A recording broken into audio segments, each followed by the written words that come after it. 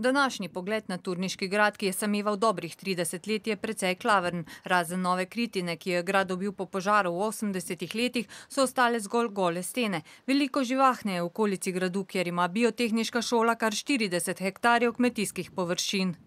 V celoti izvajamo praktične vsebine iz poljedelstva, vrtnarstva in živinoreje v turniškem območju. Tam gradimo tudi na novo objekte za praktični pouk, pravzaprav sodobne objekte za predelavo kmetijskih pridelkov.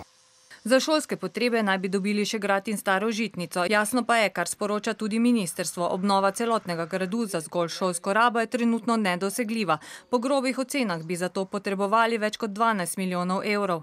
Menimo, da je ta prostor seveda večfunkcionalen, tako ne nameravamo zgolj oblikovati tukaj šolskih programov, šolskih vsebin, ampak tudi povabiti kulturo, tudi gospodarske subjekte na področju razvoja turizma. Kaj konkretno bomo v Grand dali, mislim, da bodo pogovori morali dolgoročno biti razčiščeni, kajti premoženje dobiti je enostavno, vzdrževati ga je pa običajno tista kalvarija, ki se potem dogaja.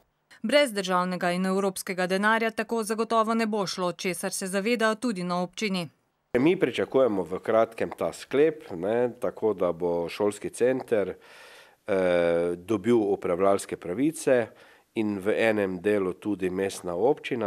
V tem času pa bo treba poiskati tudi partnerje tako za obnovo kot oblikovanje idej uporabe celotnega kompleksa.